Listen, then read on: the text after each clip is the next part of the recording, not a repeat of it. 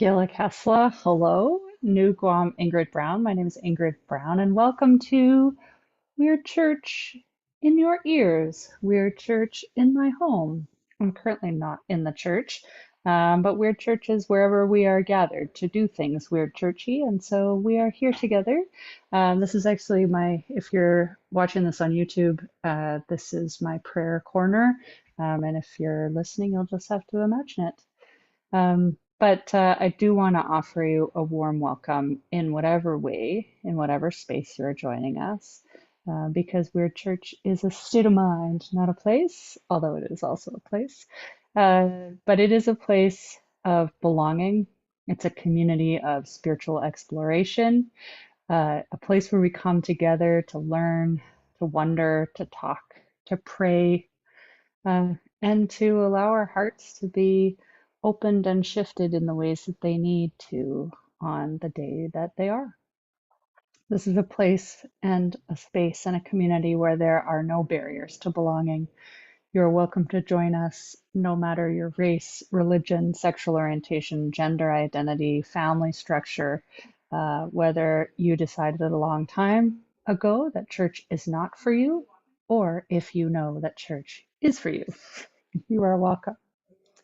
Before we do anything else, I want to recognize that I am here on stolen land.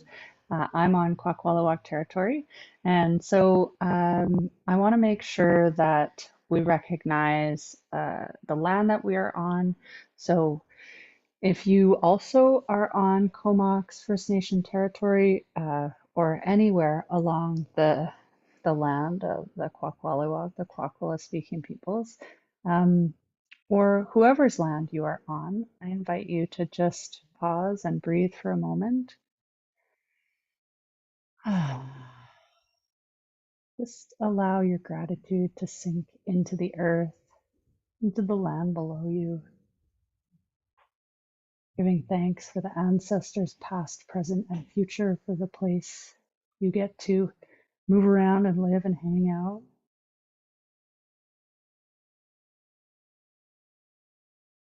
Letting the land know that we're here to be in a good way. Thank you.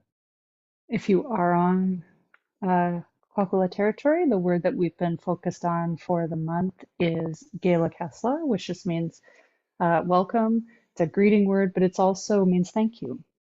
So thank you to the land. And I wanted to introduce another word for today, which if you've been around, you will know this one too, but it is Lachwala. Try it out, Lachwala, and it means loved ones.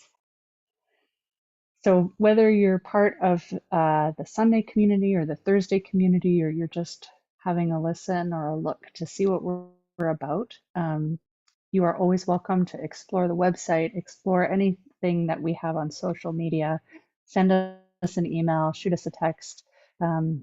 We try to do our best to make sure all are included and in whatever capacity that feels right. So if you want to come in and paint a wall, great. If you want to clean the kitchen, awesome. If you want to play some music or just hold us in love and light and prayer from wherever you are, that is awesome. Thank you. I'm going to invite us though to just take a breath. I am in my house, so you might hear hockey sticks or dogs or whatever. So don't let that take you away. But I do want to invite us to shift our energy just to a time of prayer. And so wherever you are, maybe you can pause for a moment. Maybe you can close your eyes. Maybe you can wiggle your toes and wiggle your fingers and just take a big deep breath in and let it go.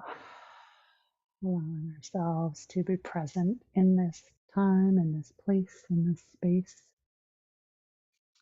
I'm going to light a candle here. You're welcome to do so wherever you are, or you can just light one in your imagination. Not as an invitation for the divine presence to join us, because that spirit of hope and peace, love, joy is always available to us, always present to us, but sometimes good to have a visual. We hold the light. Remember the light that is within each one of us. Would you pray with me? Your loving and gracious presence, great creator, spirit divine, we are here. As we slow down our breathing and enter into this time to recenter, to refocus, to remember with our bodies who and whose we are, help us to enter a time of ease.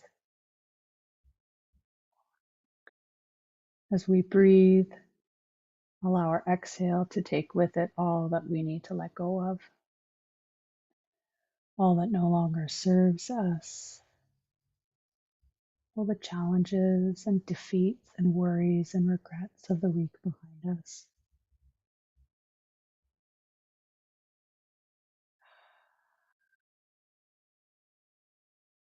As we breathe, allow our inhale to welcome love, welcome community, welcome belonging.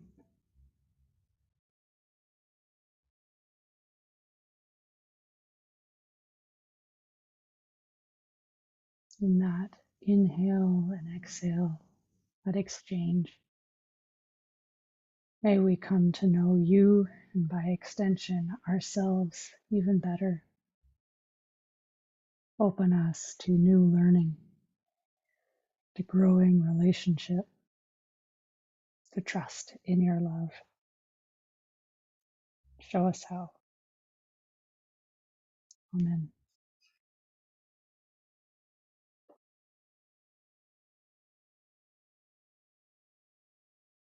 So, if you were here the last weekend of August in the Comox Valley, we celebrate Pride here. And today, in our sharing, we're going to be celebrating love. And so I want to invite you to take a moment. I'm going to offer a couple of questions. Maybe just if you're listening with someone else, you can answer it. You can even pause it. Or if you're on your own, just think about the questions and allow the answers to flow freely. Pause where you need. So, what do we mean when we say love? What is love?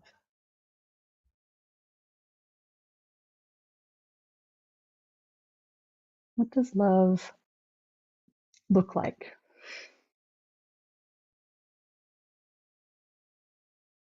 What does love feel like?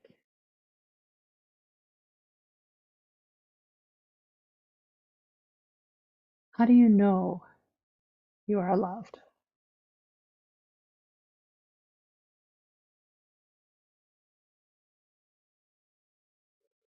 In this church, we say the word God and we mean it in a super expansive way. God, as you understand God, God as creator, as higher power, as love of the universe, God as the short way of saying the pulse of love that unites and animates all things.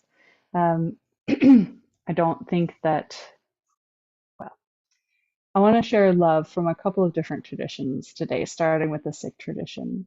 So I was reading from Sikh scholar Gurbani, and love, they say, love is in Sikh tradition is a single unifying force, though its manifestations are many.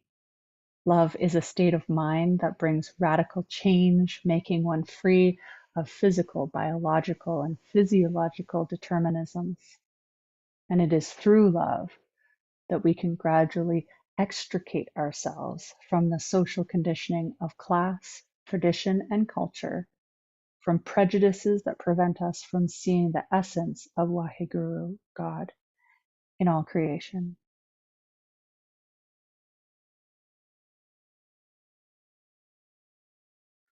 In the Hindu tradition, I had been learning from Uma Viswanathan, and she writes that love in the Hindu tradition, love is not just an emotion, it is our very existence. It is woven woven through all of creation. The more we see it, the more we experience this, the more we allow our life to become an expression of that love.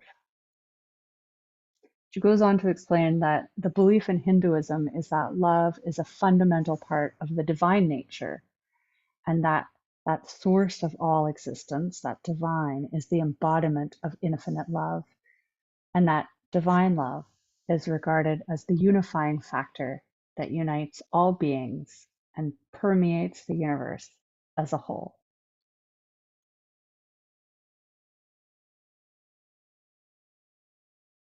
There are two readings I want to share from my own tradition. The first comes from Paul's letter to the church in Rome, just as it was getting started. And this is not my translation, but it is a modern day translation.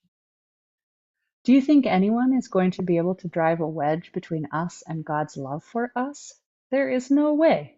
Not trouble, not hard times, not hatred, not hunger, not homelessness, not bullying threats, not backstabbing, not even the worst things you can think of. I'm absolutely convinced that nothing, nothing living or dead, angelic or demonic, today or tomorrow, high or low, thinkable or unthinkable, absolutely nothing can get between us and God's love for us. The other one, I actually first heard in 12-step recovery and later learned that this quote comes from the book First James. It was written later, sometimes attributed to Paul, but probably not actually. And this is what it says. Beloved, let us love one another, because love is from God, for God is love.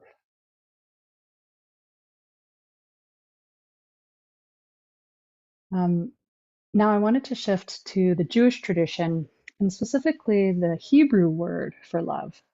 So Hebrew is such a cool language. If you stick around Weird Church for any length of time, you'll hear me speak about languages a lot, especially Hebrew and ancient Greek. Those are ancient languages that I've studied. And so the Hebrew word for love is achava. And in Jewish tradition, uh, the way a word is reveals the nature of that word.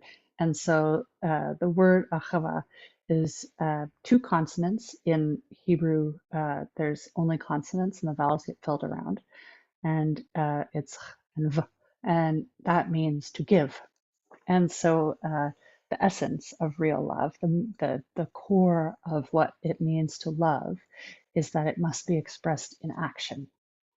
And so maybe you'd like to consider what love in action, ahava, means for you. What is love in action? What is the verb of love?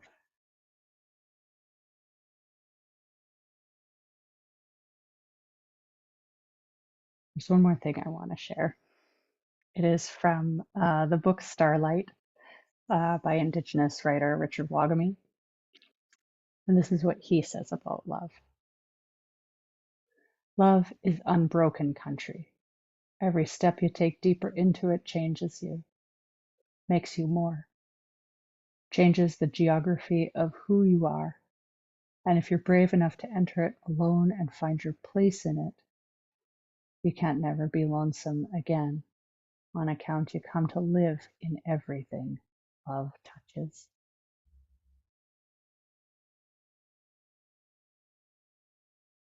Now I want to invite you into a time of loving meditation.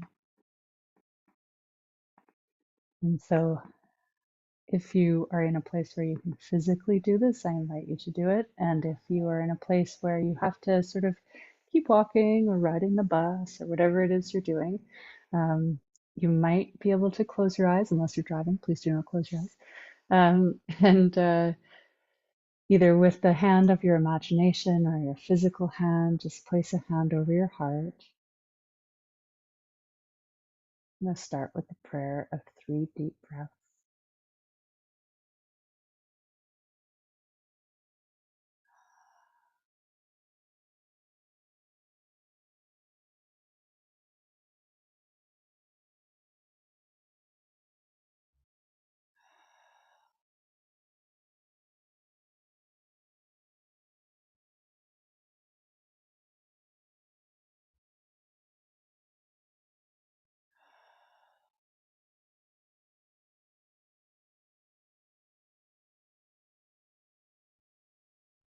Now, in the folds of your imagination, I invite you to draw into your mind's eye the face of someone who you love. It could be a face from long ago, could be a face that you saw this morning, the face of someone who loves you, if you are able to bring that into your mind. Doesn't have to be human.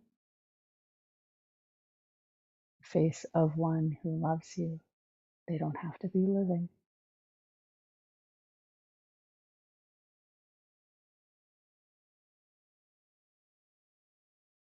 Can you allow them to look at you with love?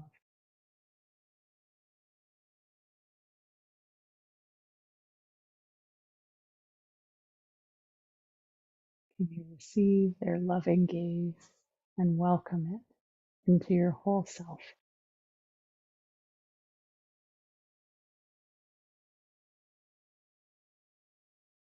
It, allow it to fill you, to swirl around inside you. And because love cannot be contained, bursts right out of you, allowing love to float out into the universe. We don't know where it's going to go. Trust that it's going to go where it needs to go.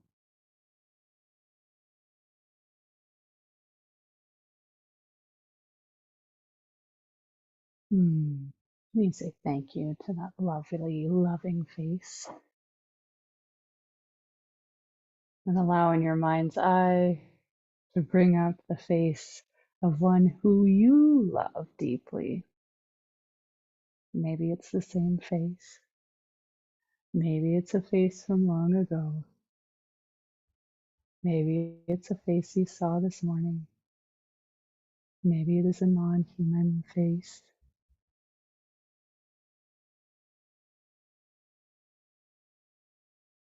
And just gaze upon that face of your beloved. Oh, just love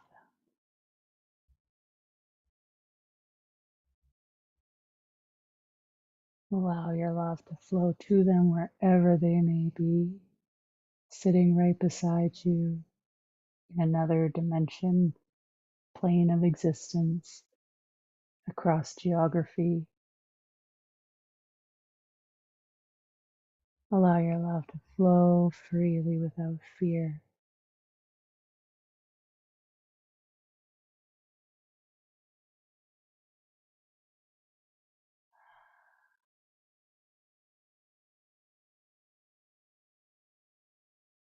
And when you're ready, just give thanks for that lovely face and let it go. We're going to we're going to conclude with the prayer of 3 deep breaths. But this time, I want you to imagine breathing in all that love and breathing out all that love. Remembering that love is always this beautiful reciprocity, this beautiful exchange, because there's always more. Let's do the prayer of 3 deep breaths.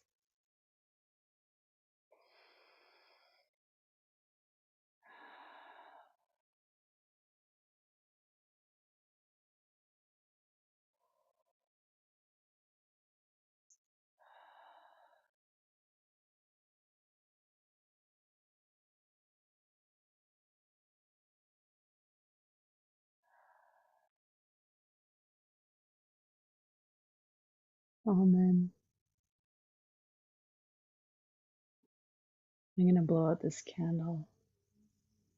As I do, remember that the light never really goes out. It only ever changes.